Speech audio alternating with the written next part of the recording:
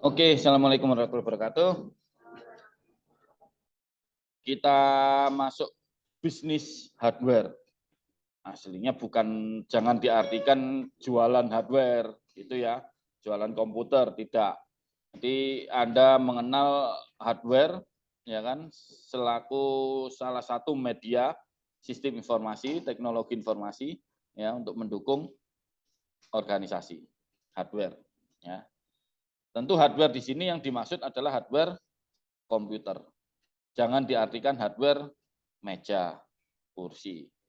Meskipun ada tokonya AS Hardware, tapi jualnya meja, kursi, macam-macam ya. Tools-tools lainnya, alat-alat lainnya itu. Memang kalau di luar negeri tergolong kelompok hardware dia. Tapi kalau kita bicara sistem informasi berarti hardware ini yang mendukung komputer, ya kan? Mendukung sistem informasi. Itu ya. Komponen hardware, kita udah mengenal input, proses, output dari sistem. Alat-alat komponennya semacam ini. Ya, ada input device, kalau Anda lihat gambarnya, bisa keyboard, ya kan? Bisa apalagi itu, mouse, ya. Lalu pen, apa itu? Pen pad-nya, ya kan? Untuk ballpoint, untuk menggambar, mendesain, biasanya semacam itu. Ya, orang ngomongnya juga trackpen. Nah, itu trackpen berarti mouse-nya berbentuk pen juga. Itu ada, ya. Lalu untuk menangkap suara apa? Menangkap suara. Alat menangkap suara supaya bisa masuk ke sistem. Mikrofon. Nah, itu input device. Jadi mereka menangkap kan memasukkan input. Ya. Lalu ada proses. Ya. Prosesnya itu orang ngomongnya kotaknya itu dinamakan apa? Kotak komputer itu CPU gitu ya. Itu salah. Nah, CPU itu ini yang kecil. Nih, Central Processing Unit itu segini nih. Atau istilahnya prosesor itu CPU-nya. Kotaknya namanya casing. Case-nya, benar kan? Tempat untuk hardware-hardware yang mendukung kegiatan untuk memproses. Gitu. Ya, dan juga ada media penyimpanan. Nah, media penyimpanan yang dinamakan hard disk. Media penyimpanan nanti ada dua, penyimpanan internal dan eksternal. Hard disk ini masuk yang mana? Eksternal, loh. Pak kan di dalam kotak. Ya, tergolong eksternal. Betul. Ya. Karena sifatnya dia permanen. Semasa disimpan di situ, ya, kapanpun kita bisa buka. Besok, lusa, asal tersimpan di media itu. Namun kalau yang internal adalah si media penyimpanan yang tidak permanen kalau saya ngomongnya itu. Permanen dalam arti apa? Pada saat komputer nyala, itu bisa digunakan untuk media menyimpan. Namun kalau komputernya sudah di shutdown, mati, dia kembali nol, hilang media penyimpanannya. Jadi memorinya nol lagi. Nah, jadi kalau kita simpan di situ, besok kita buka sudah melampaui batas shutdown, lalu besok di start lagi, restart lagi atau dinyalakan lagi, media penyimpanannya nggak ada, sudah hilang. Itu yang yang di internal. Ya, mungkin nanti ada kita bahas itu.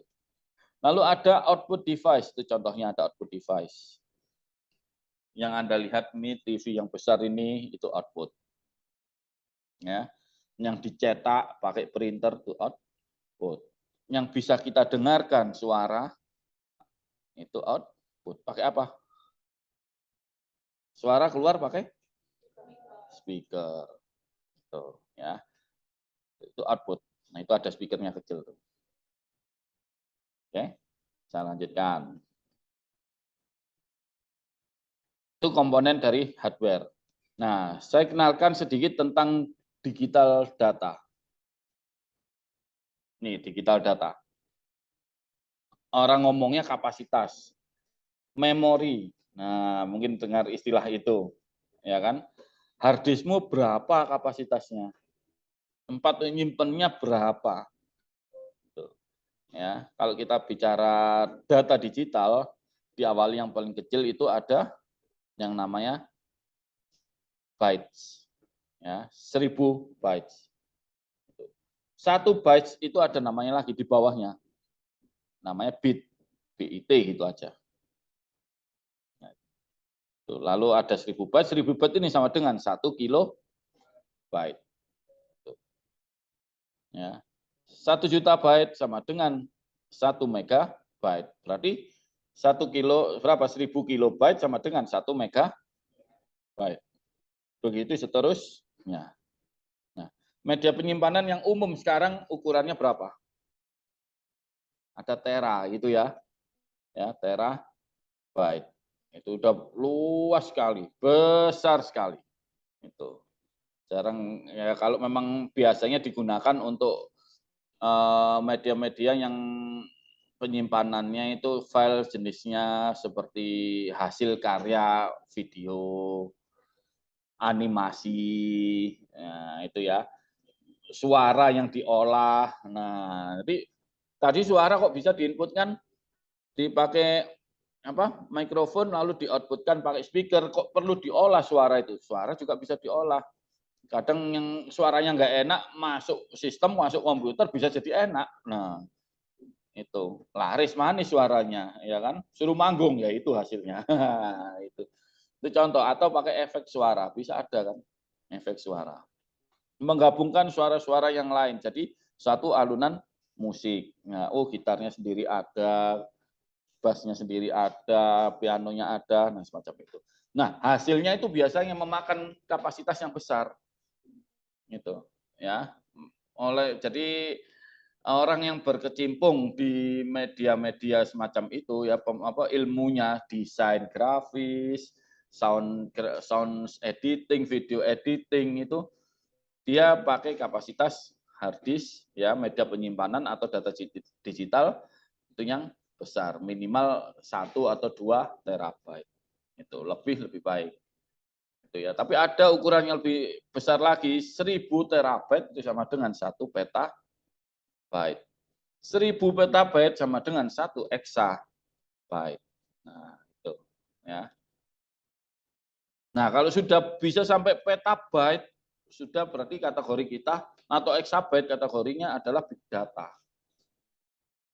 Mungkin dijelaskan ya kemarin ya big data itu apa? Ya bagaimana kita mengelola data yang baik itu aja udah. Ya, data sedikit aja kita carinya sulit, apalagi yang besar. Nah, makanya perlu pengelolaan manajemen data yang baik, ya. Itu. Ini gambaran dari data digital itu. Oke. Nah, klasifikasi komputer. Komputer ya, menurut ukuran. Nah, tidak harus berupa ukuran fisik. Tetapi lebih cenderung pada ukuran informasi. Jadi jangan dilihat fisiknya komputernya gede pasti canggih, tidak. Pasti wah yang besar itu tidak. Ya, tapi ukuran informasi yang ditampung, kemampuan sistem yang ditawarkan, kecepatan memproses, dan jumlah orang yang dapat menggunakan sistem secara bersamaan. Itulah yang dikatakan komputer yang wah kalau memang itu semua tinggi, high semua. Yang mengakses ribuan, ratusan ribu banyak user ya harus kita buat komputer yang lebih canggih. Nah, nanti kita bicara ini jenis-jenis klasifikasi komputernya itu ya. Anda termasuk yang mana yang Anda miliki. Nah, gitu. Oke. Yang pertama ada superkomputer. Jangan bayangkan bisa terbang kayak Superman. Saya nggak tahu pakai istilah super. Super itu biasanya segalanya. Ya, makanya Superman itu diistilahkan manusia laki-laki yang kuat. Nah, ya kan? Yang ditembak ya nggak mempan gitu, nggak masuk pelurunya ya kan? Kuat lalu mengangkat beban kuat. Itu Superman. Nah, bagaimana dengan komputer? Harapannya juga semacam itu, dia punya kemampuan yang lebih seperti yang tadi itu, mungkin aksesnya untuk yang apa yang bisa mengakses lebih banyak. Nah, media penyimpanan yang besar atau apa. Jenis komputer yang mempunyai kecepatan memproses lebih hebat. Tuh. Bisa digunakan untuk menangani aplikasi yang melibatkan perhitungan yang sangat kompleks. Ngitungnya wangel kalau dilakukan oleh manusia. Nah, kembali lagi, artificial intelligence itu kan perhitungan yang kompleks. Berarti ada software di situ. Ada komputer mendukung pekerjaan manusia ya dengan menghitung yang rumit itu. Oke, manusia hanya tinggal instruksinya, rumusnya kayak gini udah. Wis komputer yang hitung. Ya. Perhitungan yang kompleks, misalnya merancang roket dan menguji nuklir. Sedikit aja meleset perhitungannya bisa jadi akan mengakibatkan bencana. Tahun 80-an mungkin ada ya videonya, ada pesawat ruang angkasa dulu namanya Ulang-alik. Ada belum lahir kan tahun 80 ya. Zaman saya masih kecil tuh. Jadi pesawat bukan roket. Ya, pesawat ruang angkasa. Yang sekarang kan yang diterbangkan kalau ke ruang angkasa adalah roket. Kan gitu ya. Dulu pesawat. Jadi pesawat tuh ada sayapnya. Benar kan? Pesawatnya ada sayapnya. Roket kan hanya tabung gini aja, sayapnya kecil, dia naik aja ke atas. Ini pesawat. Jadi berangkatnya tidak ditidurkan seperti pesawat komersial itu, tapi diberdirikan seperti roket. Ada tenaga pendorongnya, roketnya itu tenaga pendorongnya itu ya isinya bahan bakar yang besar untuk mendorong pesawat itu bisa sampai ke ruang angkasa. Salah perhitungan tahun 80-an itu. Ada baut yang tidak presisi memasangnya hanya sekecil itu, ya kan, meledak di angkasa. Astronotnya berapa? Hancur sudah. Hanya kalah karena apa? Salah perhitungan itu aja udah. Tuh. Ya, jadi yang rumit memang di sini harus posisi bautnya di mana, ya. Itu kalau tidak presisi ya bisa jadi akan membuka. Bayangkan kalau itu bahan bakarnya itu keluar lalu ada api, ya kan langsung disambar. Nah, semacam itu. Itu terjadi itu. Ya, jadi yang perhitungan yang kompleks ini harus benar-benar diperhitungkan. Nah, coba Anda lihat di apa samping itu, UB Gencan bangun gedung. Ada kren yang tinggi-tinggi itu, Anda lihat. Itu bisa mengangkat sekian beban. Itu kan semua orang pinter semua itu ya kan. Pakai komputer menghitungnya. Letak bautnya itu di mana, tekanannya berapa, dia bisa tahu semua. Itu. Ya, tapi kalau model semacam itu nggak perlu pakai superkomputer katanya ya. Nah, ini yang superkomputer itu ya untuk roket nuklir ini semacam ini. Itu kejadian memang ya. Tuh. Gambarnya ini yang mengklaim duluan punya superkomputer adalah NOAA. NOAA itu punya NASA. Ya, karena dia yang gencar membuat pesawat keluar angkasa, roket dan semacam itu. Tapi sekarang Cina pun mengklaim punya. India pun mengklaim punya. Indonesia pun mengklaim punya karena Indonesia punya tenaga nuklir sekarang. Itu ya. Jadi karena tadi contohnya adalah apa menguji nuklir apa nuklir itu tadi berarti ya harus menggunakan superkomputer. Itu ya, mengklaim punya kita. Nah, sekarang gitu. Ya. Pak kok gambarnya kotak kayak rak-rak lemari gitu. Ya anggap aja itu microprosesornya atau CPU-nya itu banyak. Nah, itu ping berapa. Nah, itu aja udah. Ya memang gambarnya kayak gini, ya nggak ditunjukkan dalamnya itu switch-nya ada berapa, microprocessor-nya ada berapa, raknya gitu. Oke, kita lanjutkan ya. Ini super komputer, ternyata tidak bisa terbang ya. Iya. Oke.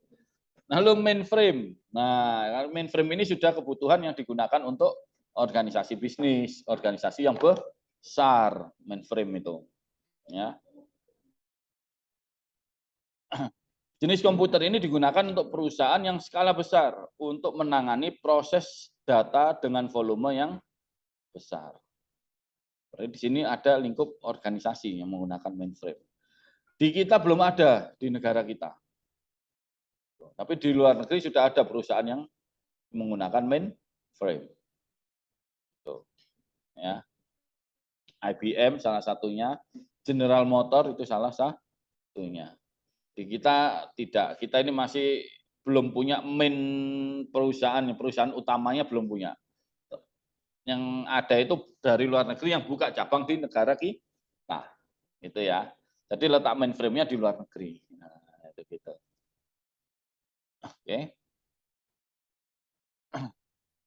Sulit untuk mengoperasikan mainframe ini. Jadi orang-orang tertentu yang memang berkecimpung di di pertemuan kedua ya, kita akan bicara karir yang berhubungan dengan sistem informasi, yaitu server, analis sistem, di sini mainnya di mainframe ini.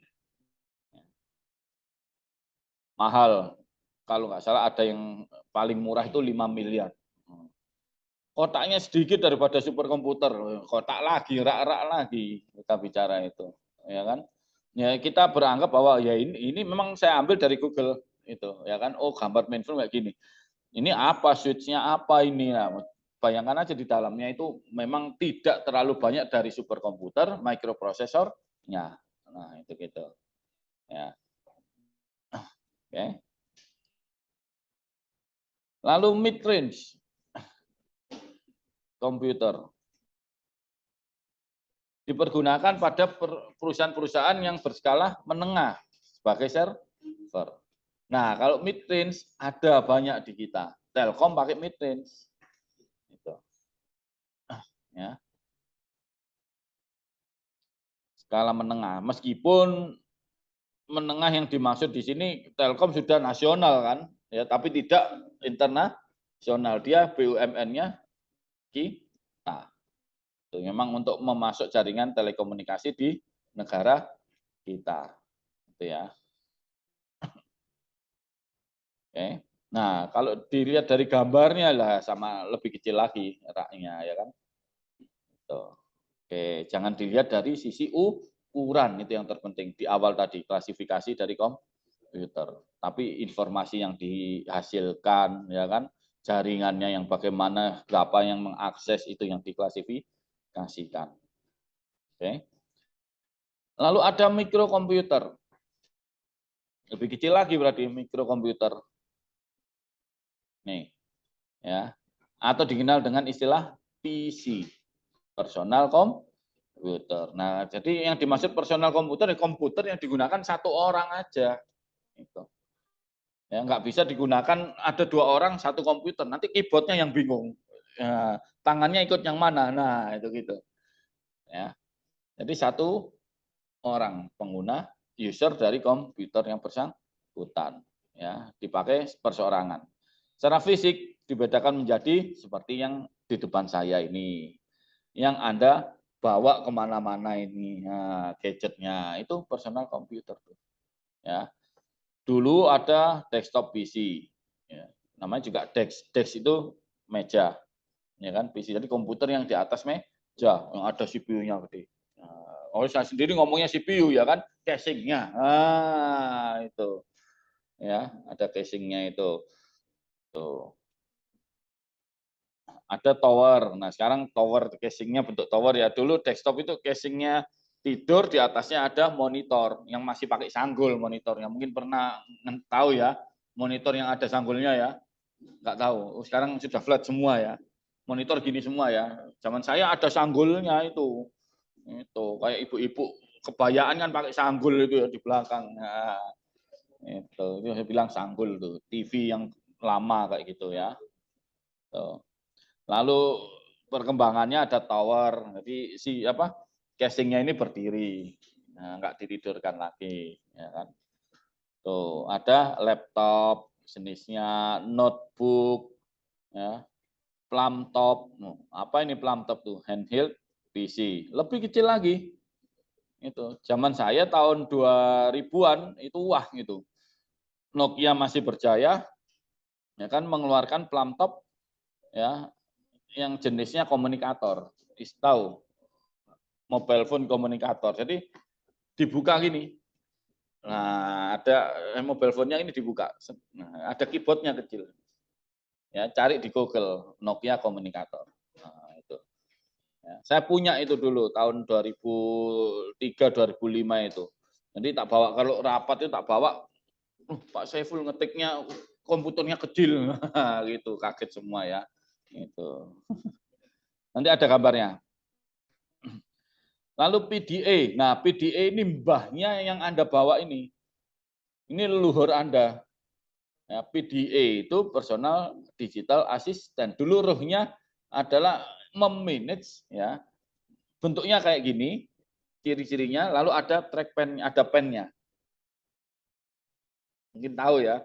Ya, kayak Note itu ya, Galaxy Note itu ada pennya, tapi ini bentuknya ukuran segini. Ya, ukuran segini PDA itu. Nah, ada Note-nya. Membantu kita dalam apa? Menjadikan dia asisten kita. Artinya bahwa kalau ada kegiatan ya kita harus masukkan, lalu dia akan mengingatkan, oh nanti jam berapa ada rapat. Kayak sekretaris. Gitu. Ya, jadi sekretarisnya adalah ini. Meskipun sekarang ini pun juga bisa sekarang. Makanya yang saya tunjukkan PDA itu personal data assistant itu leluhurnya ini. Ciri-cirinya ya di tools ini, ya, pencet-pencet ini. Itu. Touchscreen istilahnya. Nah, touchscreen itu apa ya? Perubahan cara apa media komunikasi yang lebih menarik. Dulunya dipencet ya kan? Ya, pakai apa telepon yang analog pun juga dipencet ya kan, digeser-geser itu. Nah, tapi sekarang sudah menggunakan touch screen tanpa tombol. Nah, touch screen ini munculnya dari Indonesia konsepnya itu. Ya, mereka buat Nokia, buat ini dari Indonesia. Anda tahu dari kota mana itu? Hah? Dari kota Tegal. Nah, yang tertawa tahu berarti ya. Loh, ada yang dari Tegal. Kok tahu dari Tegal? Saya nyebutnya. Ya, tahu warteg, warung Tegal, Anda sudah melakukan touchscreen itu. Ini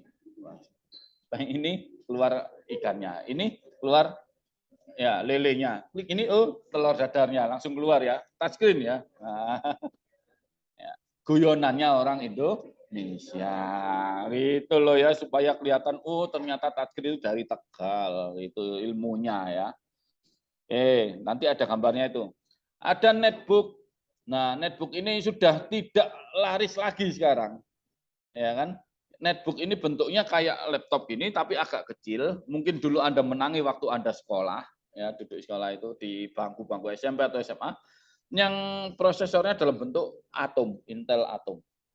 Yang kecil, mungkin 12 inci. Nah, itu kecil sekali. Ya, memang simple, ya. Namun dinamakan netbook karena memang prioritasnya dia akses internet. Karena sudah merasa akses internet itu ada di mana-mana. Nah, tapi kalau untuk mendesain grafis nggak bisa. Ya, ngetik Microsoft Word aja agak lambat. Nah, itu gitu. Ya, jadi untuk internetan memang dan baca buku ya, baca buku dalam bentuk digital lebih simpel. Tapi ada ini juga PC tablet lebih simpel lagi. Ya. Dulu keluaran pertama awal di kita dikenal dengan istilah gini jadi banyolan ini. Yang gini-gini itu loh ya. Nah, itu kan PC tablet, iPad. Nah, muncul Samsung ya. Samsung Tab. Nah, kan gitu ya. Tuh, PC tablet. Sekarang pun masih digunakan sekarang. Ya, bahkan ditambahi keyboard. Nah, benar nggak ya? Tambahi alat lagi keyboard dari PC-nya taruh, lalu keyboardnya Bluetooth, nah bisa dipakai untuk komputer. Namun teknologinya tidak secanggih laptop dan seterusnya itu ya. Nah, tablet basisnya Android biasanya. Nah, ini contoh gambar handheld. Ya. Mana handheld tadi itu? Plum top itu ya. Ya. Itu. Ada Nokia komunikator, cari ini yang lama modelnya semacam ini. Ya. Nah, ini PC tablet yang digunakan untuk medical record merekam apa itu? Apa sih merekam kesehatan seseorang ya, track record-nya kesehatan seorang, misalnya MR itu, medical record itu ya. Jadi dia apa? sakit apa itu terekam semua, obatnya apa sampai dengan terakhir dia berobat itu apa. Oke. Nah, ini hanya gambaran, ternyata keyboard sudah ada yang menggunakan cahaya, ya kan? Ada ya gini ya, itu ya. Tapi zaman saya dulu ada keyboard yang digulung. Oh, pernah tahu nggak keyboard itu digulung? Ada dulu, ya kan? Digulung di saku gini lah. Nah itu dibuka bread, tancapkan USB-nya. Jadi keyboard. Ada itu, ya. Tapi sekarang nggak digulung lagi, dibawa kotak kecil kayak gini ya, pakai infrarednya semacam itu ya. Tuh. Lalu berikutnya itu tadi mikrokomputer. Lalu ada komputer yang bentuknya workstation. Nah, komputer yang bagaimana ini? Lebih canggih dari mikrokomputer, ya, bisa digunakan untuk aplikasi tertentu seperti CAD, CAM. Nah, CAD kemarin apa? Lihat videonya enggak? CAD komputer edit desain, ya untuk mendesain. CAM komputer edit manufaktur, ya kalau Anda putar video yang minggu kemarin kan kita nggak jumpo itu kan kemarin ya, itu tapi di video ada itu, ya kan. Dan scientific application. Nah, artinya bahwa workstation ini komputer khusus yang digunakan untuk aplikasi tertentu. Nggak bisa digunakan, saya tak ada tugas dari Pak Saiful membuat makalah atau membuat presentasi, tak pinjam workstation-nya buat cari PowerPoint, nggak ada. Itu. Nah, PowerPoint ya, lalu membuat makalah pakai Microsoft Word itu di tadi mikrokomputer. Tapi workstation ini tidak khusus untuk aplikasi itu, ya untuk pekerjaan produktivitas. Itu. Ya kan? Ya untuk mendesain dia desain. Mengatur yang namanya arus bahan baku, CAM itu tadi komputer edit manufaktur, ya mengatur itu aja, ya kan? Nah, ini ada gambarnya. Ini contohnya aplikasi untuk apa ini? Audio editing, ya kan? Itu ada gambar keyboardnya di atas, ya kan? Ada equalizer-nya dan lain-lain. Ini workstation ya memang dikhususkan untuk ini. Itu. Supaya menghasilkan optimal ya microprosesornya itu dioptimalkan untuk sistem audio editing. Tidak yang lain-lain. Stres lalu coba cari gamenya iseng-iseng, ya nggak ada. Gitu. Memang di komputer ini diciptakan untuk ini, semacam itu. Ya, ada juga ini. Nah, untuk menggambar 3 dimensi. Tuh. Ya khusus untuk itu. Monitor yang sebelah kanan itu mendesainnya, outputnya ya hasil renderingnya itu yang monitor sebelah kiri. Oke. Lanjutkan lagi ini. Nah, ini untuk perdagangan. Itu mungkin apa dia falas atau apa istilahnya itu forex. Nah, tahu ya forex ya. Ya, perdagangan mata uang. Nah, itu. Dia mainnya di sini. Sampai 4 monitor diberdirikan semua. Tuh. Nek panjang gini mungkin melingkari gini ya kayak main game itu ya. Ini enggak diberdirikan saking sibuknya. Oh, satu untuk melihat ini grafik apa begitu seterusnya. Nah, jadi khusus untuk ini, enggak bisa untuk iseng-iseng saya pakai untuk ngetik makalah, buat presentasi seperti tadi enggak bisa. Enggak ada programnya, tidak digunakan untuk itu. Oke. Itu tadi kalau kita bicara jenis komputer, klasifikasi dari komputer. Nah, sekarang kita masuk ke media penyimpanan. Tadi sudah kenal yang namanya data digital, ya kan? Ukuran-ukuran dari media penyimpanan. Nah, ini medianya, alat untuk menyimpannya. Nih. Yang lama dikenal dengan istilah yang ini. Ya, ada istilah magnetic disk. Zaman saya SD, SMP ini sudah ada bentuknya dalam bentuk bisa istilahnya kaset. Tahu? Oh, kok ada kaset bisa keluar suaranya. Itu ada yang suaranya merdu keluar dari sistem itu. Nah, padahal isinya ya nggak ada teknologi komputernya di situ kaset itu, tapi ada pitanya. ya kan? Nah, pita itu digunakan untuk media penyimpanan. Itu kalau kaset hanya suara yang kecil, tapi ada kaset video zaman saya juga dulu segini itu kasetnya. Itu masukkan. Nah, nontonnya Mickey Mouse. Nah, itu zaman saya Mickey Mouse ya kan? Itu ya, nontonnya di situ putar. Ya, sini sudah lihat dipinjam tetangga, ini pinjemen. Nah, gantian. Jadi punya media untuk membaca magnetic disk-nya itu. Ya, jadi semacam magnet ya, ada magnetnya tapi kecil, digunakan untuk media penyimpanan ya. Nanti ada ciri-cirinya ya sampai dengan yang baru. Lalu ada disk CD. Nah, yang di bawahnya itu mungkin disk ya. Itu direct data access. Umum juga gitu. Enggak sampai 1 giga dulu. 1 CD itu hanya sampai dengan berapa megabyte. Nah, itu. Lalu ada CD yang gold itu bisa sampai dengan hampir 1 giga 900 megabyte tergantung bentuk CD-nya. Lalu ada Blu-ray istilahnya. Mungkin pernah dengar istilah Blu-ray itu ya, itu media semacam disk yang warna biru, bisa lebih dari 1 giga sampai 8 atau saya lupa itu giga. Itu Blu-ray, ya kan? Sebelum disk yang kecil-kecil ada dulu untuk nonton film bentuknya disk juga, tahu gede disknya. Namanya laser disk. Jadi kenapa kok dinamakan laser disk? Karena disknya besar di laser supaya bisa dibaca. Jadi membacanya itu pakai sinar. Kalau Anda buka compact disk atau apa gitu ya, sini ada seperti lampu, lampu itu yang membaca, yang mengeluarkan sinar dan membaca disknya itu. Ya. Oke.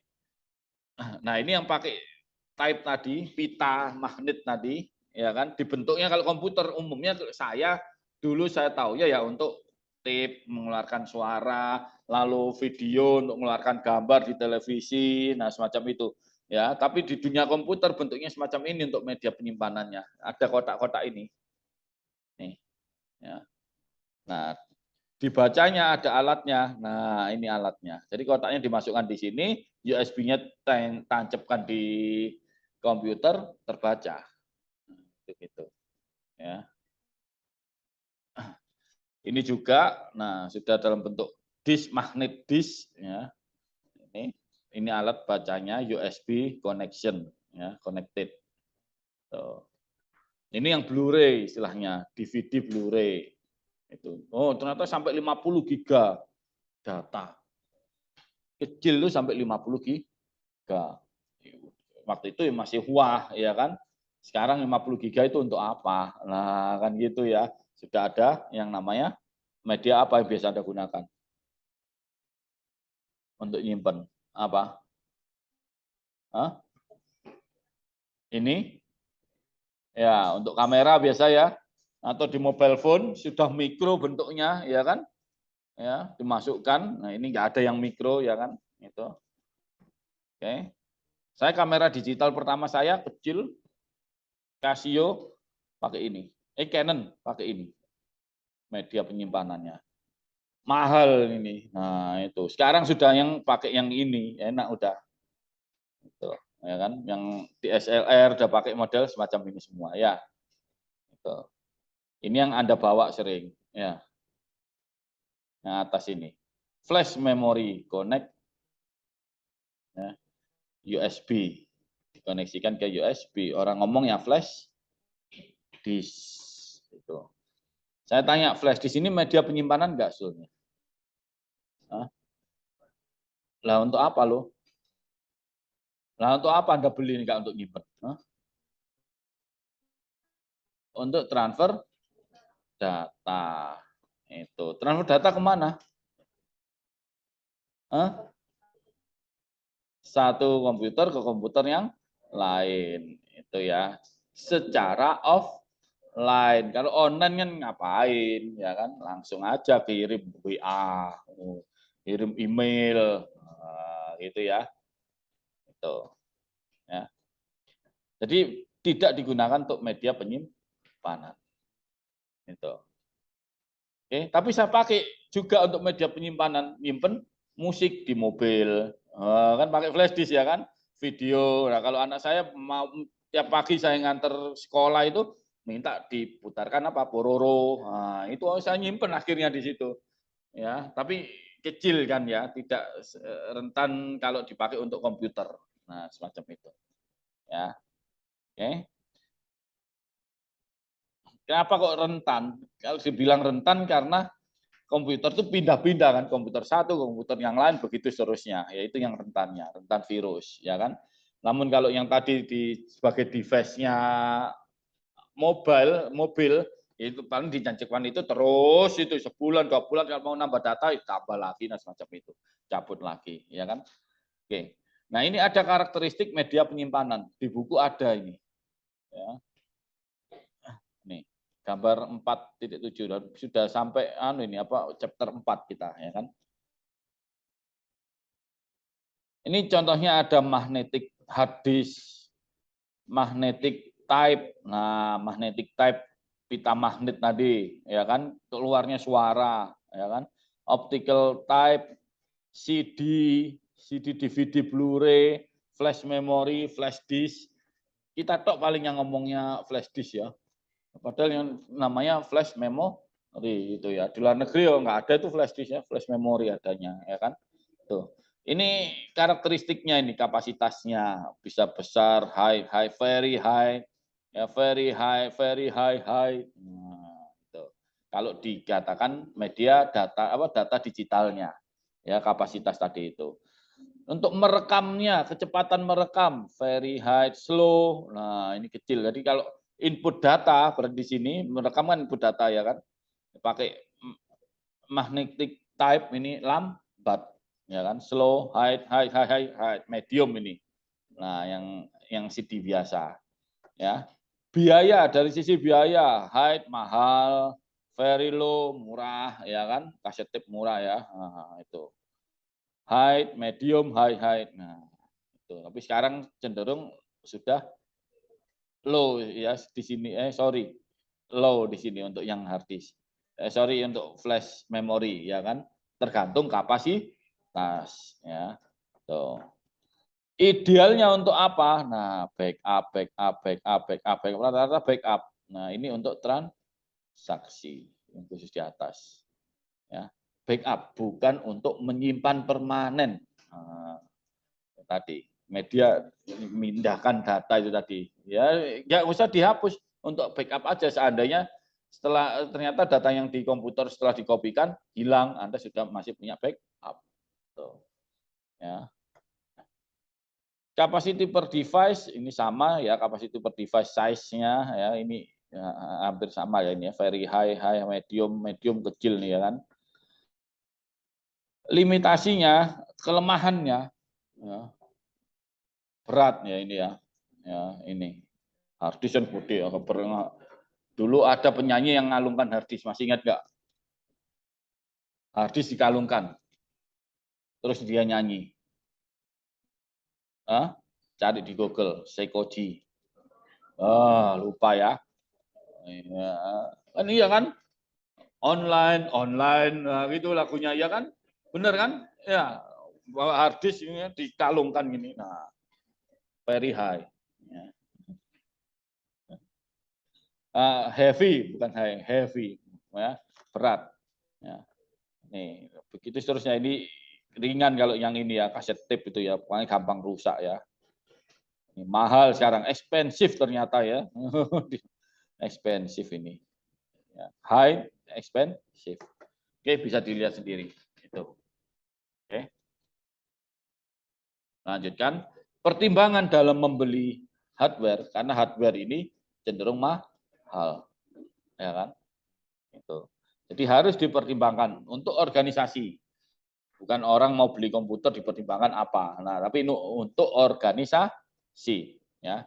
Perusahaan harus mempertimbangkan hal berikut ketika memutuskan untuk membeli hardware. Yang pertama, kekuatan peralatan. Boleh dites, bawa ke tokonya, bawa hammer, ditutup, duk, oh kuat, saya beli ya. Itu. Oke. slot ekspansi atau port. Nah, biasanya cari ya. Port ini contohnya ada USB. Apa sih kepanjangan USB? Sering tadi saya ngomong USB. Flash memory tancapkan ke USB. Printer ke USB. Mouse juga ke USB. Nah, transfer data sini ke komputer USB juga. Apa sih USB itu? USB kepanjangannya. Ya, buka ini.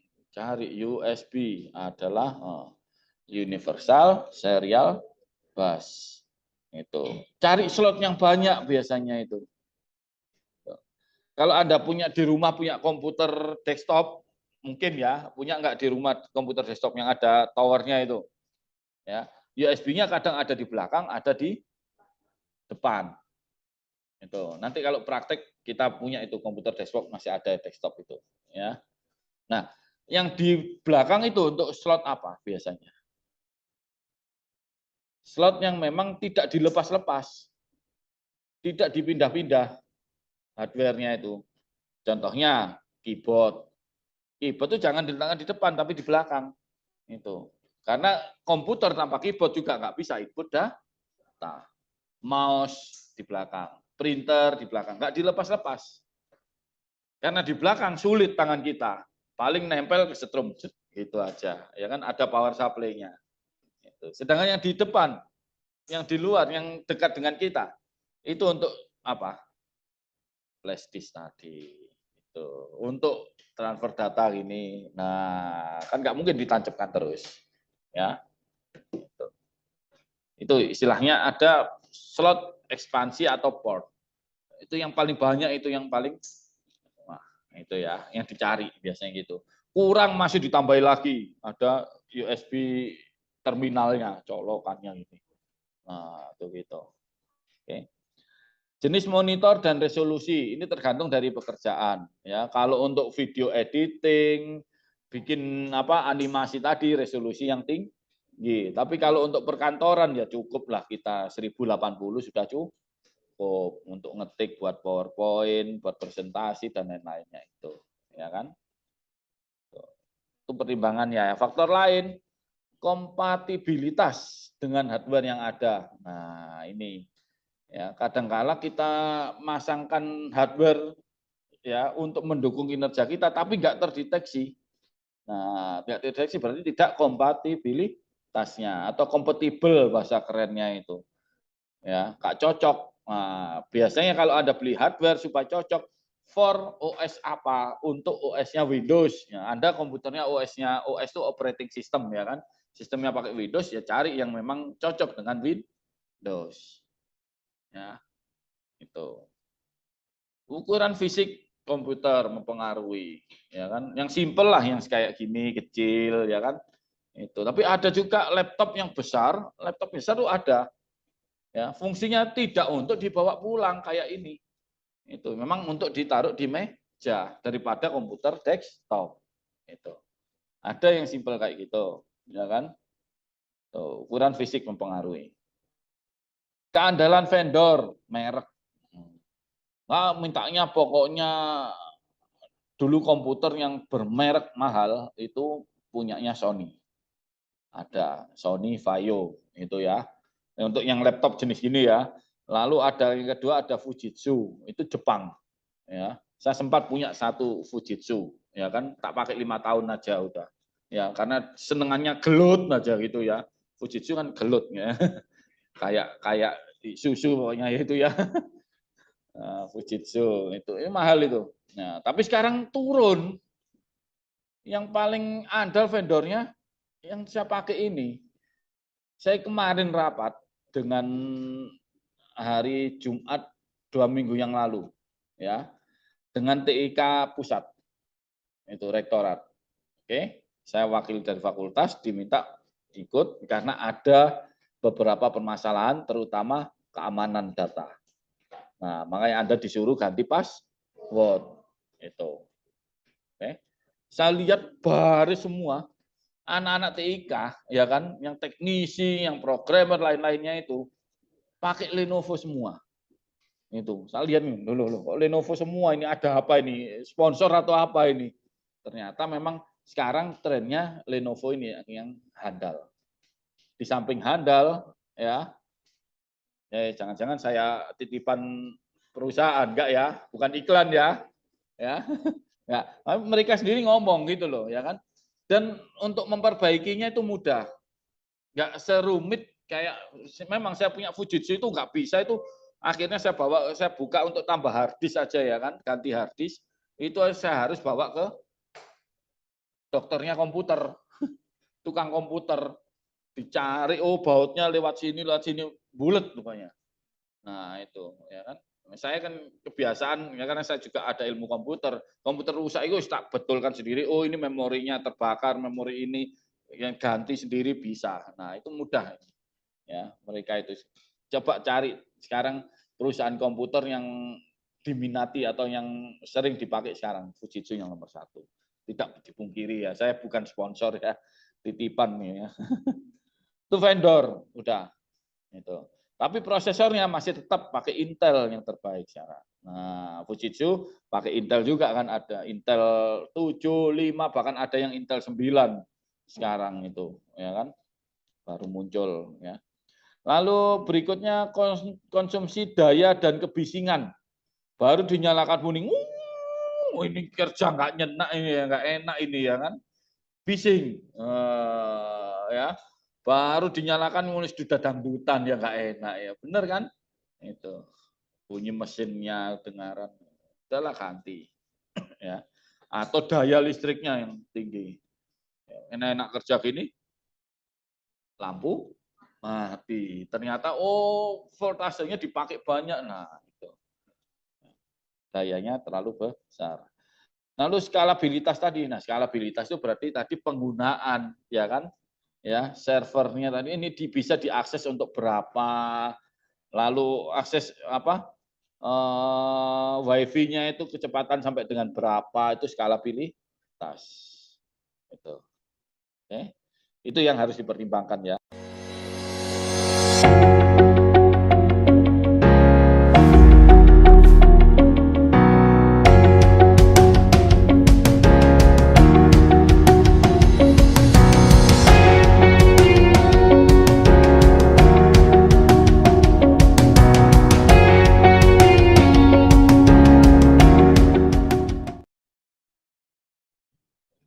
Oke, kita masuk ke chapter berikutnya, yaitu bicara software. Nah, kemarin di 3-in-1, ya kan, ada sedikit, ya yang kemarin ya dijelaskan bahwa software ini masuk salah satu dari komponen artificial intelligence, itu ya, itu. Karena software ini biasa digunakan di komputer. Tapi kalau diimplementasikan softwarenya itu bisa dalam bentuk robot, ya. Meskipun kata Elon Musk itu, Tesla, bosnya Tesla itu, bahwa nanti kita digantikan oleh robot semua, ya kan? Ya, tetap saya masih tidak setuju itu. Ya, itu karena robot itu kita yang membuat, ya. Meskipun ada filmnya. Nah, itu film gitu aja ya. Jangan sampai itu terjadi di kita. Gitu. Oke. Bicara software, apa sih software itu? Software itu bisa dikatakan suatu instruksi untuk komputer. Kita yang memberikan instruksi. Oh, Anda nanti gini, komputer diadakan. Kamu nanti gini, ya, gitu kan ada komputernya. Komputer melakukan ini instruksinya. Instruksi ini dikenal dengan istilah bahasa pemrograman. Ya. Oke. Ada aplikasi. Ya. Outputnya dari software, dari instruksi itu dalam bentuk aplikasi, yaitu program yang berkontribusi untuk produktivitas organisasi. Jadi sudah jadi, instruksinya sudah jadi dalam bentuk program aplikasi. Contohnya Microsoft Office. Nah, itu untuk produktivitas, ya kan? Kita lebih cepat mengetiknya, nggak usah takut salah, ya itu kan. Buat presentasi lebih menarik, bisa ada terbang lain-lain, menghitung, menganalisis data pakai Excel, tidak takut keliru, yang penting instruksinya betul. Aplikasinya jadi pengguna aplikasi menginstruksikan lagi ke komputer, ya. Itu. Oke. Software itu suatu urutan instruksi yang menjalankan pemrosesan data. Jadi diawali dari data. Data ditempelkan, diinstruksinya, dianalisis, diolah, ya kan? Jadi informasi menggunakan software itu memproses data. Kategori software, ya, aplikasi, perangkat lunak, itu untuk menyelesaikan tugas sama dengan yang tadi, ya kan? Sistem perangkat lunak memungkinkan aplikasi untuk dijalankan di komputer. Berarti ada sistem lagi yang memungkinkan bahwa aplikasi ini nanti jalan di komputer ini. Nah, sistem perangkat lunak itu orang ngomong ya operating system, sistem operasi. Ya, itu kalau di mobile phone Anda berarti apa sistem operasinya? Android. Nah, kalau di komputer Android juga bisa, Windows juga bisa. Nanti ada jenis-jenis sistem operasi, ya, atau operating system. Aplikasi dari software, yaitu aplikasi dapat dijadikan perangkat lunak untuk menggunakan bahasa pemrograman, ya kan? Jadi ada juga aplikasi yang digunakan untuk membuat aplikasi. Nah, itu aplikasi yang digunakan untuk membuat aplikasi. Itu. Jadi harus mengenal bahasa pemrogramannya. Ya. Tujuan umum aplikasi software yaitu melayani berbagai tujuan sistem. Ya. Untuk produktivitas perkantoran, ya Microsoft Office. Untuk produktivitas apa tadi? Alur bahan baku, ya kan, supaya tidak habis, tahu kapan bahan baku ini bisa dikirim atau pesan, mulai pesan sampai dengan datang masuk ke gudang siap digunakan. Nah, itu produktivitas untuk manufaktur. Ya, pakai CAM tadi, komputer edit manufaktur. Ya, dan lain-lain. Itu software yang digunakan untuk membuat gambar wajah tadi 3 dimensi. Nah, itu produktivitas untuk desain, ya kan? Ya, itu daripada kita menggambar sendiri di buku gambar lalu di scan, ribet, ya kan, sudah ada modelnya semacam itu, ya. Suara dirangkai supaya jadi satu, enak jadikan satu, dikompil jadi satu musik, nah itu jadi satu file. Itu produktivitas untuk dunia rekaman atau audio itu, ya. Oke. Biasanya datang sebagai paket perangkat lu. Nah, kita nggak perlu buat sendiri, nggak koper. Perusahaan pun juga nggak perlu buat sendiri, akan makan biaya dan waktu yang cukup lama, besar untuk biayanya. Jadi ada paket-paketnya. Sudahlah, Anda ada tugas presentasi. Silakan mau pakai program apa, bebas. Itu. Mau pakai kertas putih yang besar, kertas putihnya dulu apa istilahnya itu? Yang untuk gambar kertas putih yang besar, Buffalo, ya. Itu besar, lalu ada pakai gambar, silakan presentasi pakai itu boleh. Zaman saya dulu ada slide proyektor. Nah, itu jadi pakai ditaruh plek, nah, jadi diletakkan di museum. Kita kan punya museum itu, ya kan? Situ lalu slide-nya pakai transparan diletakkan keluar sinarnya, nah, silakan. Itu, ya. Mau pakai yang mana bebas. Ya, kalau kita bicara software berarti sudah berbasis komputer. Nah, menggunakan itu. Tinggal colokkan kabelnya ada di layar. Ya, tidak harus televisi kan? Ada LCD bisa tancapkan. Begitu. Oke. Nah, ini paket ada perangkat lunaknya sendiri-sendiri. Sudah nggak perlu kita bikin ribet gitu. Kalau kita bikin, kita bukan ilmunya. Nah, jadi kita beli aja ya itu atau sewa istilahnya itu. Oke. Perangkat lunak ya siap untuk diinstal dari media penyimpanan eksternal, hard disk tadi, penyimpanan eksternal tadi. Ya. Tinggal install, beli, install. Gitu. Oke. Bahasa pemrograman. Bahasa pemrograman. Komputer membutuhkan program untuk pengoperasiannya. Instruksi tadi. Programming adalah proses untuk membuat program.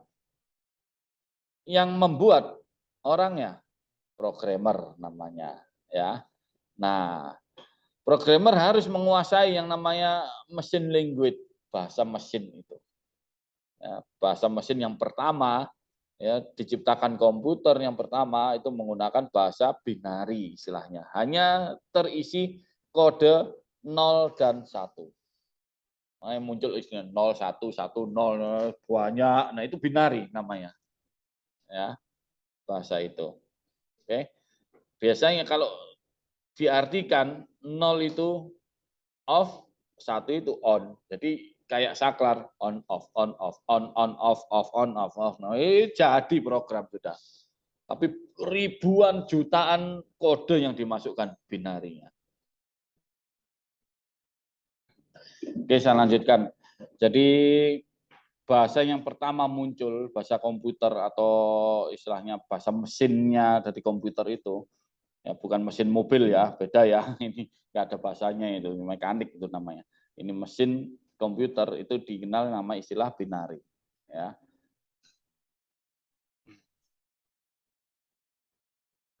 Ini evolusi, perkembangan. Ya, bagaimana bahasa pemrograman itu dulunya sampai dengan sekarang. Lihat dari gambar ini. Ya. Jadi first generation tahun 40-an, 1940, itu sulit untuk dipelajari, ya, digunakan. Makanya pakai binari tadi 01, 01, 1 jutaan. Jadi sampai pusing lah itu kalau nggak ulet, ya itu. Makanya penemu komputer itu sangat berjasa sekali ya membuat komputer, nah semacam itu, ya. Telaten bahasanya. Long instruction, instruksinya panjang, ya kan? Hanya digunakan untuk mesin-mesin tertentu, program-program tertentu. Tuh. Ya, komputer ini ya digunakan untuk program ini.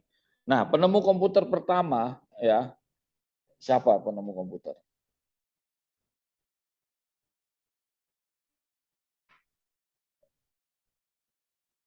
Charles Babbage, kalau nggak sih BBG, saya lupa itu namanya. Ada Babbage, nah itu, ya kan?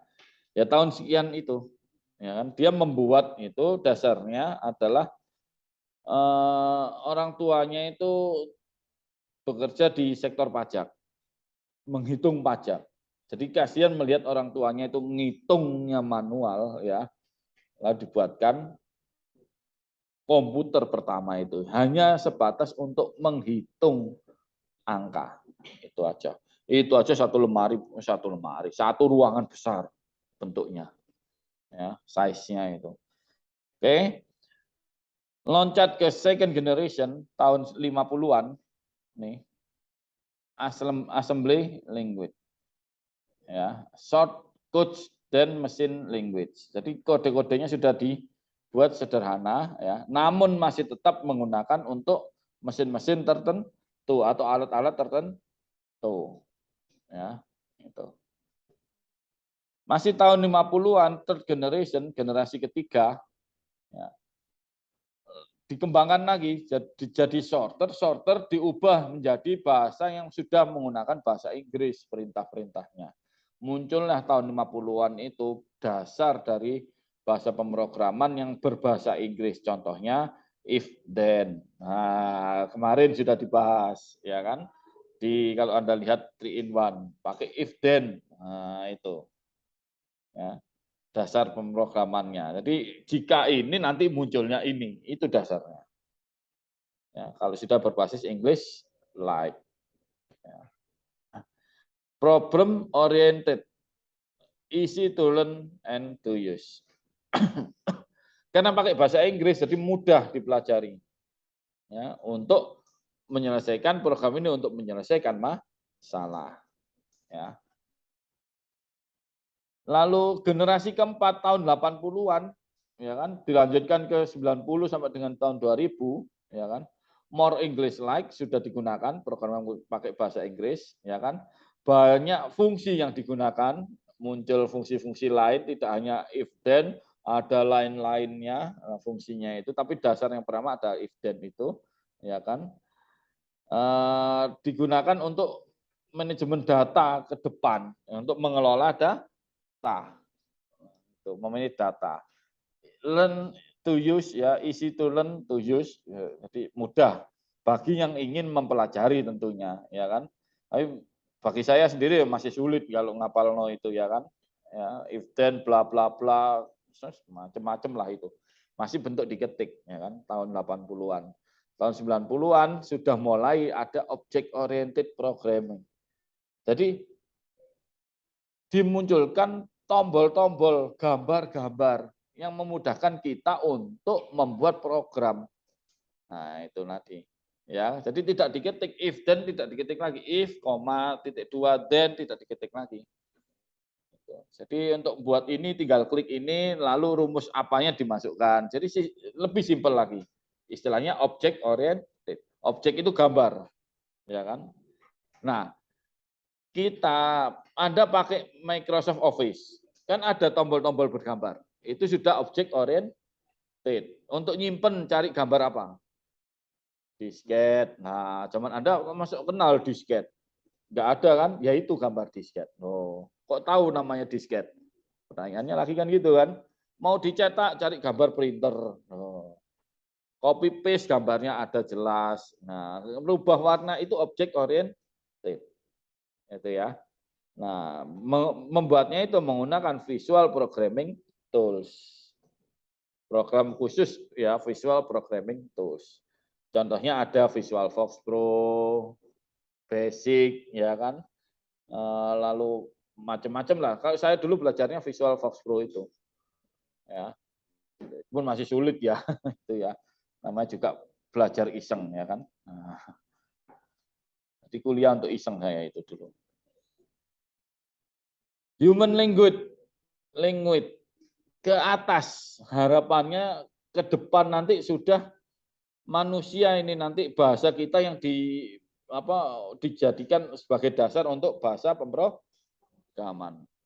Tapi sudah terjadi nih sebagian ya, kita masuk pakai fingerprint. Nah, presensi pakai fingerprint itu sudah human language, bahasa kita, bahasa yang ada di tubuh kita ini. Itu. Kan dulu ada kamera yang kalau diginikan baru moto, ada nggak itu? Nah, ya kan? Human language. Open sesame, oh buka sendiri. Itu ya, pintunya terbuka. Itu katanya siapa itu open sesame? Aladin ya. Nah, itu human language. Ya.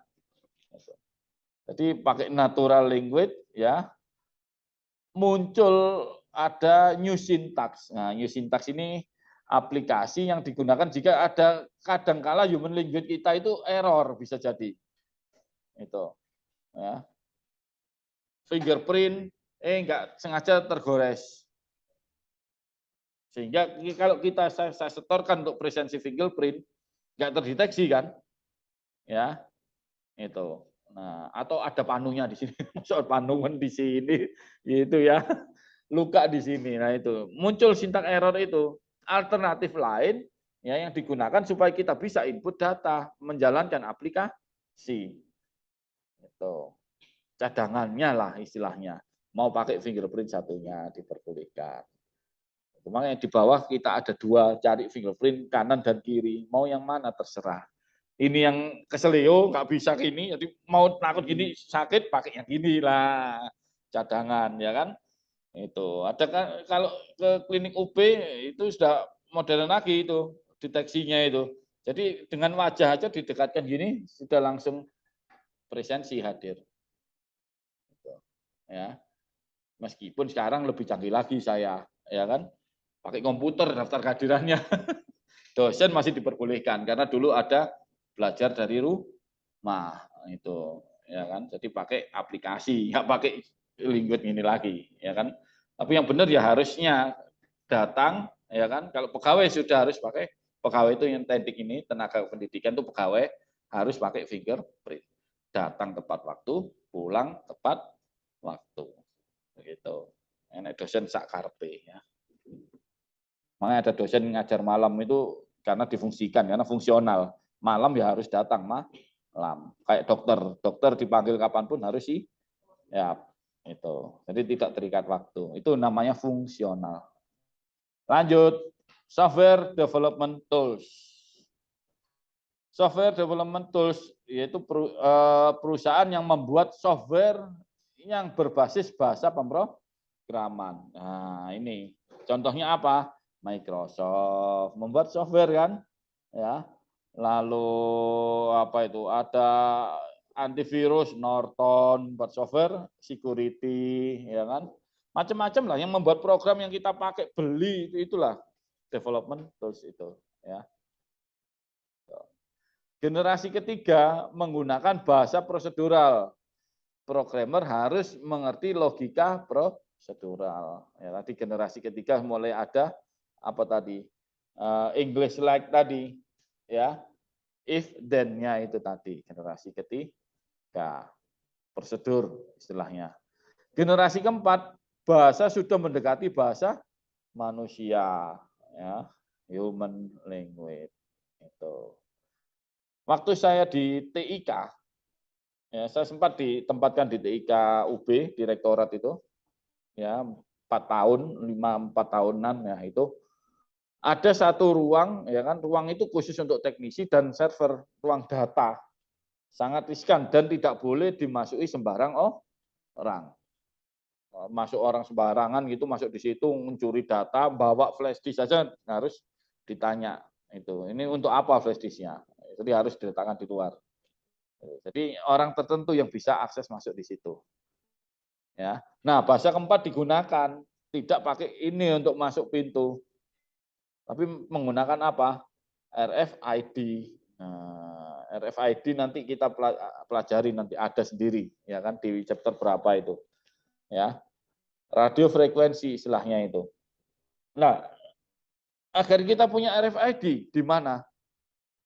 Pemerintah sudah membuatkan kepada kita, yaitu apa?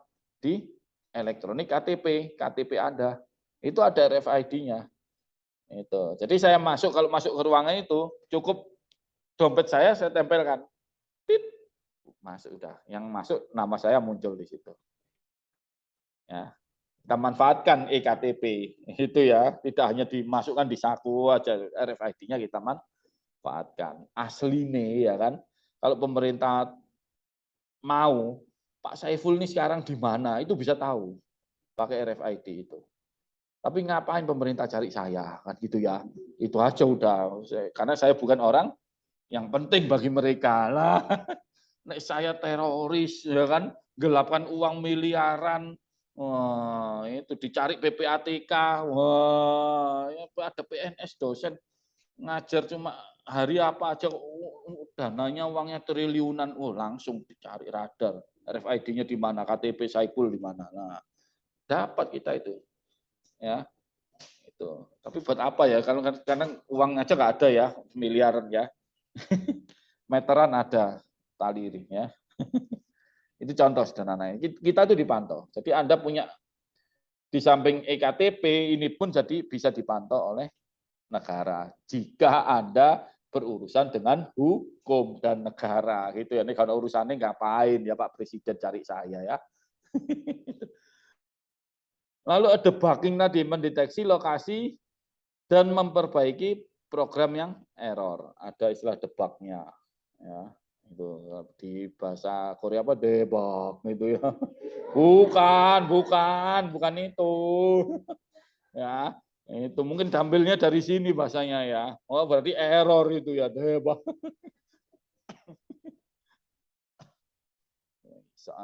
Seneng Korea lucu kadang ya. Tapi nek serial bosen liatnya ya.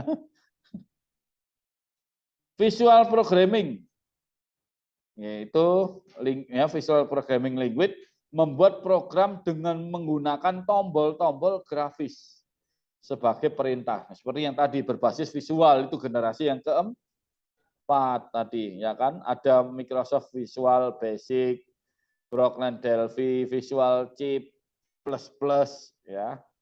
Ya, ini setidaknya bahwa user ini bisa membuat kode-kodenya di situ. Ya. Still work at the code levelnya. Belum tak artikan tuh ya, nggak apa-apa wis. Ya. Saya pakai Visual Fox Pro dulu ya kan. Nggak bisa, error, tinggal tidur. Malamnya kebak mimpi bangun, oh caranya gini, oh iya gitu. Jadi nggak bisa tidur itu ya. Ujiannya bikin program.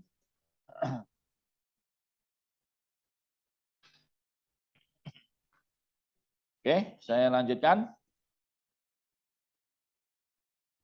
Sistem software. Nah, dikenal dengan operating system.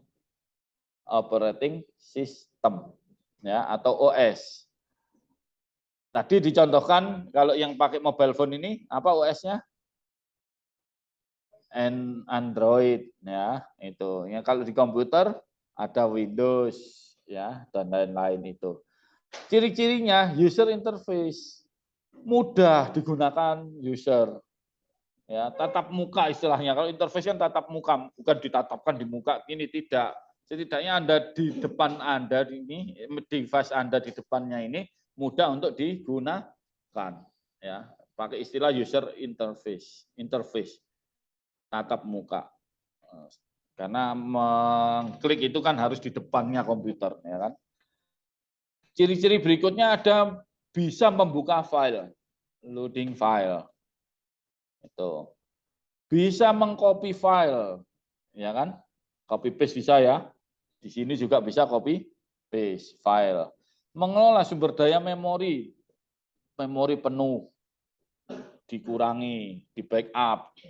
Nah, harddisknya penuh, backup. Nah, meliputi compiler dan interpreter. Compiler, program untuk memampatkan file. Itu. Orang ngomongnya zip. Pernah dengar istilah itu? Di zip aja lah gitu ya. Nah, padahal tidak hanya zip. Ada RAR, ada 7Z, ya kan? Macam-macam itu. Tapi ngomongnya di zip aja. Oh, jadi kayak nggak tahu apa zip itu. Zip. Di compiler. Jadi file-filenya banyak itu dipampatkan jadi satu file. Kalau interpreter ada program untuk menginputkan data dengan keyboard. Nah, itu interpreter.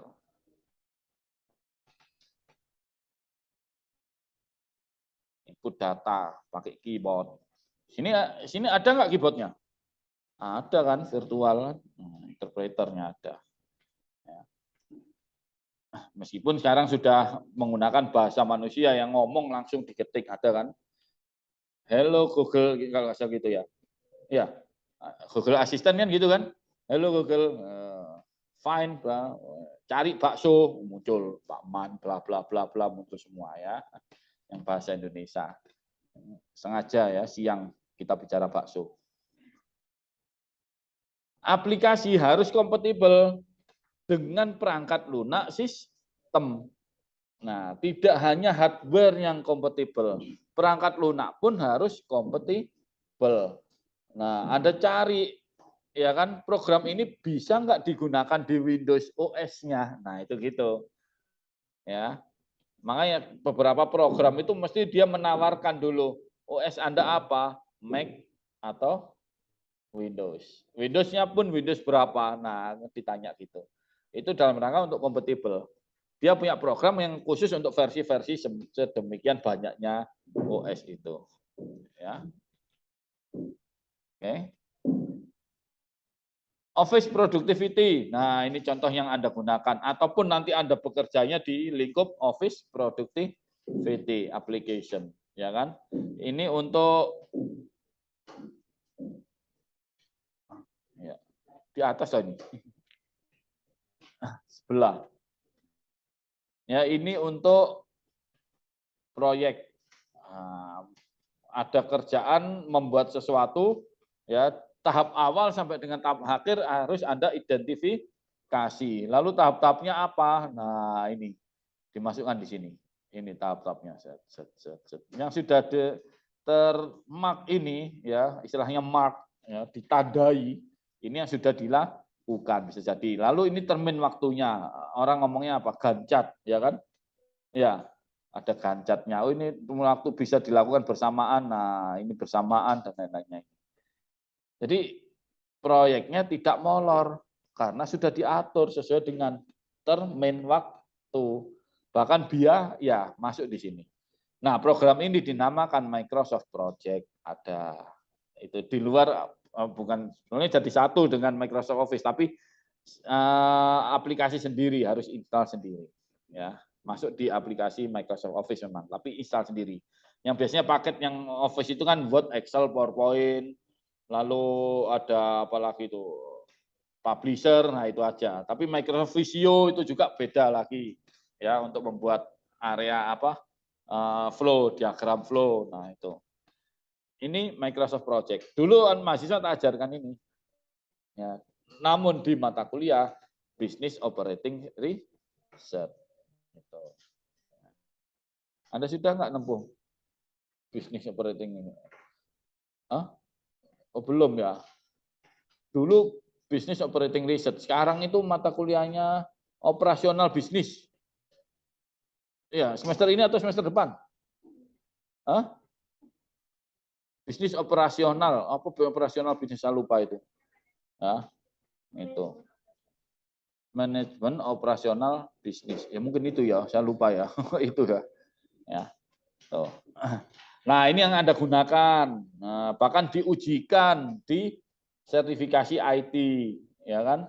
Word, Excel, PowerPoint. Nah, ini kan productivity juga. Ya. Lalu web design. Web design tools. Jadi program untuk membuat website. Nih. Dulu ada yang online pakai Verizon. Nah, web design tools. Ya. Tapi sekarang yang offline pun juga ada, ya kan? Pakai Microsoft Publisher itu ada membuat web. Lalu apa? Selain Microsoft ya ada lagi itu apa? Lupa, ada kok menarik itu, bikin webnya gampang ya. Untuk mendesain ya, membuat website. Oke. Ada program virtual reality. Wah, ini berapa tahun yang lalu berkembang ya. Mobile phone Anda masukkan, ya VR, tempel di mata gini kan. Nah, sampai polisi sempat mau melarang, dilarang dipakai di luar. Karena ketutupan, nggak kelihatan mana ada becak ya. Itu virtual reality. Ya. Tapi dulu sudah ada virtual reality kayak gini modelnya. Tuh. Ya.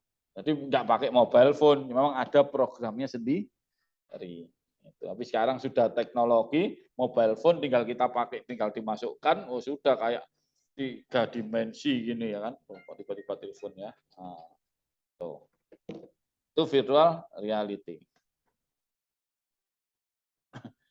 3 dimensi 3D graphic software untuk membuat software gambar 3D. Nah, ini kan gambar 3 dimensi ya. Tuh, macam-macam software itu banyak sekali ya. Tergantung kebutuhan dan produktivitas kita. Kita keilmuannya apa. Nah, kalau desain grafis yang mainnya ke sini. Virtual reality dan ini, ya kan? Itu. Oke. Nah, masuk ke sistem operasi tadi. Memungkinkan aplikasi itu bisa berjalan.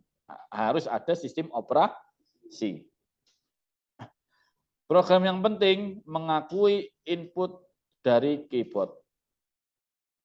Keyboard dicolokkan, plug and play, diakui, kita ketik A ya munculnya A di monitor, ya.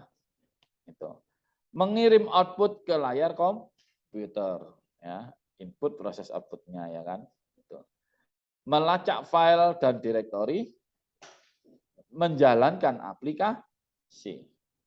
Ini tambahannya tadi di samping user interface tadi, ya. Itu. Jadi sistem operasi itu yang terpenting adalah ini. Kita bisa input data bisa menghasilkan, mengoutputkan informasi. Sistem operasi mengelola memori, ya, kapasitas kita, memori kita, eksternal maupun internal, ya kan? Berinteraksi dengan pengguna dan CPU. Apa tadi CPU?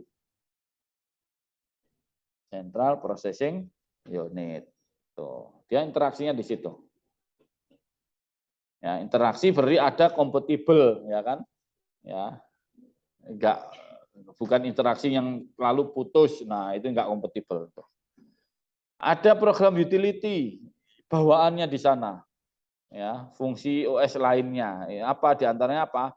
Diagnostik hardware. Kadang-kala hardware kita kok nggak bisa dipakai, ya printer kita kok nggak bisa dipakai, muncul tanda tanya di apa settingnya itu. Oh printernya ini ditanda tanya, kenapa tanda tanya? Perlu driver. Jadi perlu diinstal software yang menghubungkan dengan hardware kita. Nah itu tadi yang dikatakan hardware compatible. Jadi printer ini bisa digunakan di sistem operasi yang lain, yang pakai Apple ya bisa. Jadi installnya ya harus driver for Apple, bukan for Windows. Nah itu, jadi dia punya program yang dikhususkan untuk Windows, untuk Apple dan sistem operasi yang lain. For Android pun juga ada. Nah semacam itu. Ya, jadi nggak bisa sembarangan colok langsung ngeprint, tidak. Itu ya. Itu untuk mendiagnosis hardware supaya bisa jalan. Jadi kalau nggak jalan mesti akan muncul di task manajernya itu tanda tanya itu warna kuning. Ya. Disk check. Nah, disk check ini melihat posisi hard disk kita itu tinggal berapa. Dan bisa lebih ekstrim lagi kalau hard disk kita tiba-tiba bunyi. Pernah tahu kejadian hard disknya bunyi? Cerek, cerek. Nah, gitu. Berarti ada yang cacat. Nah, yang cacat itu bisa ditandai oleh komputer lewat disk check ini. Jadi area yang diblok nanti yang cacat itu tidak diisi data, bahaya. Maksudnya komputer gitu. Jadi ditandai di mark khusus, ya kan, dihitamkan. Ya, yang tahu ya di monitor ini. Kalau dilihat secara fisik, ya mungkin kalau dibuka akhirnya rusak, nggak bisa dipakai ya harddisknya, ya kan. Itu ada garisnya atau apa, nah semacam itu. Ya. Dan juga bisa memanajemen file, ngatur file. Ini makanya muncul direktori atau folder itu. Nah, itu untuk memanajemen file. Tapi tetap manajemen utama dari fokus manajemennya ini kita adalah yang mengatur file kita. Tapi untuk file system adalah sistem operasi. Oh, di mana program file, di mana letak dokumen, di mana letak feature, di mana letak video, kan ada kan standar itu sudah kan. Di mana letak video, lalu untuk download sendiri ada tempatnya, itu yang standar. Ya, itu kembali lagi dari standar itu kita akan tambahkan manajemen file yang lain. Oh ini folder untuk kuliah, ini folder untuk data-data ini folder untuk data ini, supaya apa? Kita tidak tersesat di belantara data. Saking banyaknya data, katanya big data ya. Itu, tapi nyari filenya sendiri sulit ya. Sistem operasi harus mengalokasikan memori. Ya, ada virtual memory, tindakan hard disk sebagai RAM. Nah, virtual memory, RAM. Random access memory. Virtual memory ini yang dikatakan sebagai memori media penyimpanan internal. Itu ada RAM, ada ROM.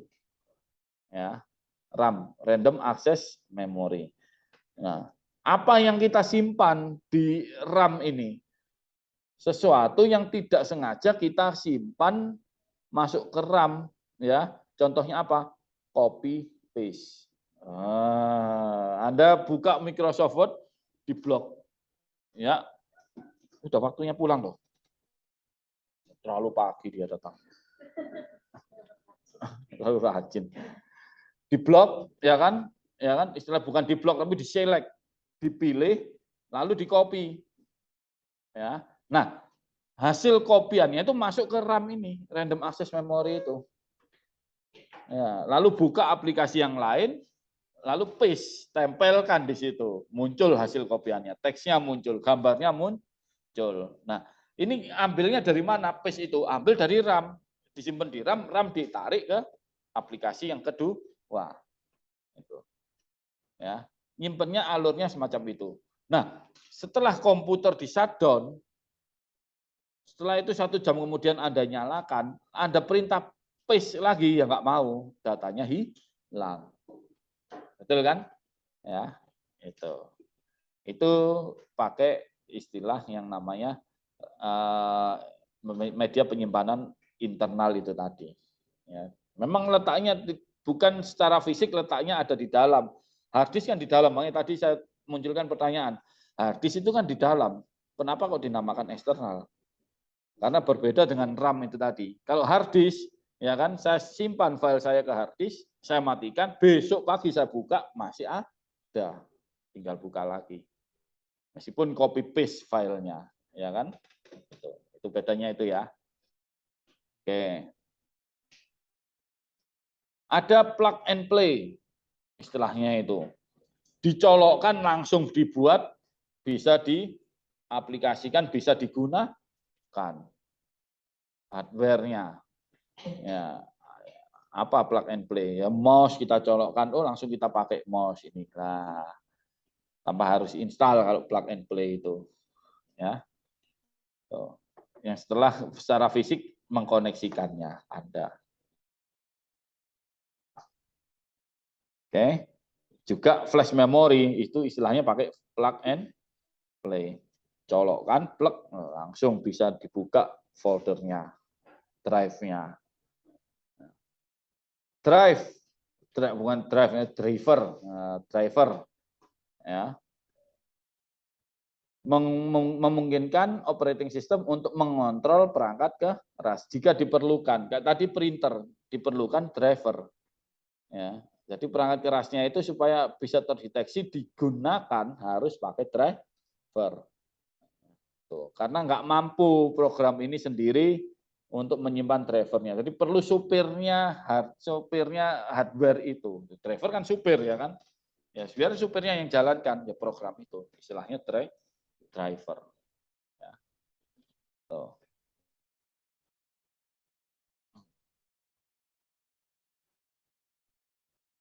Pernah tahu kamera yang biasa digunakan untuk hybrid di sini. Nah, offset itu kan, ya nama kameranya itu juga pakai driver.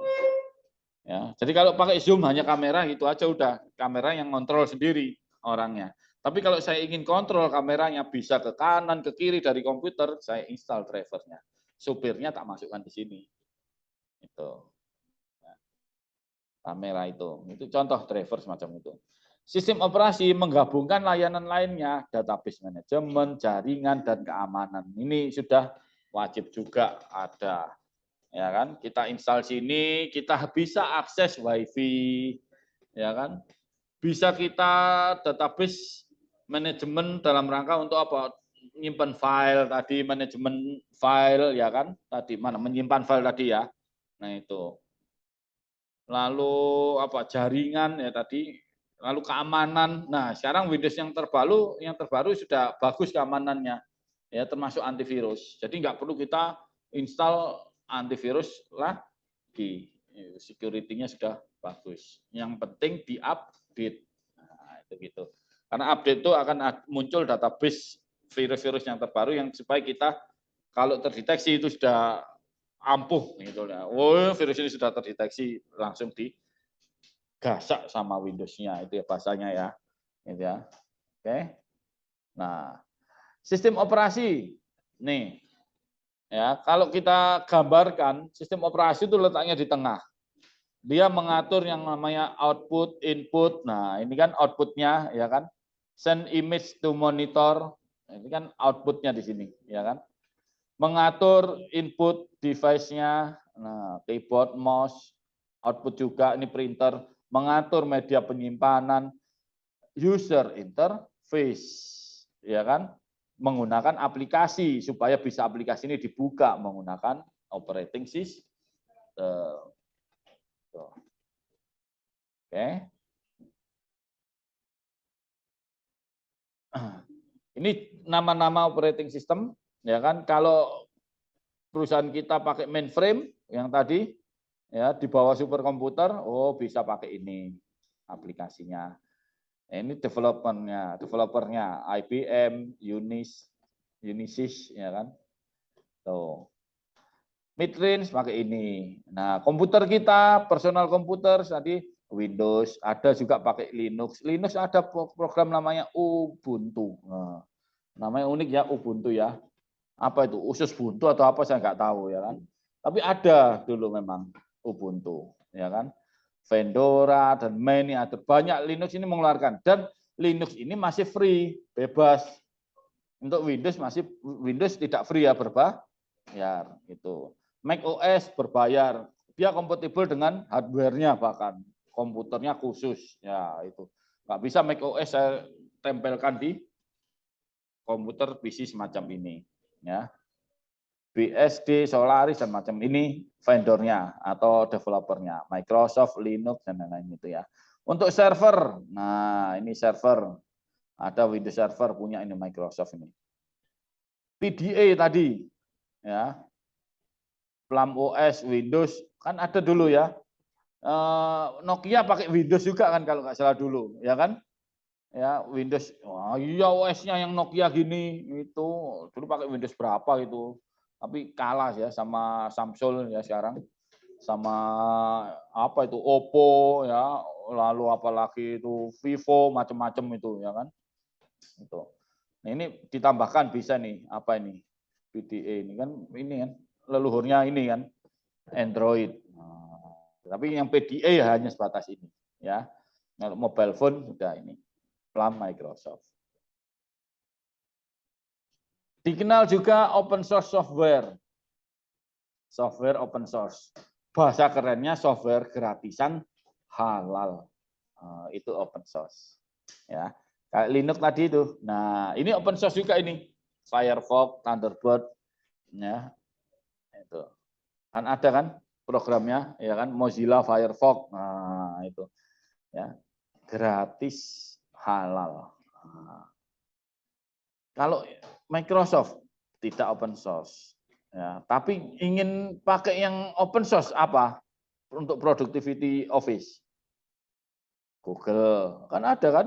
Ya, tapi online kan harus berbasis internet online. Ada Google Doc, Google Spreadsheet, Google Presentation, nah Google Drive ya kan, Google Form. Itu open source semua. Anda bisa gunakan gratis. Ya, yang penting punya akunnya Google. Akun Google kan juga gratis juga kan, ya. Tuh. Mahasiswa untuk akun Google-nya UB dibatasi hanya 5 giga, nggak usah banyak-banyak ya. 5 giga. Nih, ini Tuk namanya, ya kan? Punyanya Linux. Tuk the Penguin, dinamakan Tux ya. Namanya Tux memang. Ini open source, gratis. Ya, tadi Linux tadi ini lambangnya, ya. Tuh. Oh, ini tugas Anda. Oh, ini tugas Anda. Futun, Rek, Futun. Catat, Rek. Bu, halaman piro ini. Ya, cari di chapter 4 dan chapter 5. Ya, di bisnis hardware dan bisnis software. Yang hardware itu komputer maybe hazardous, ngangel ngomong ya, to your hill. Lalu software piracy, pembajakan. Nah, etika yang mana? Etika sosialnya. Seperti biasa, tugasnya ya adalah membaca. Belum baca tok lo ya. Tapi nanti cerita ke depan. Baca, tulisan, foto, kirim ke VLM ya.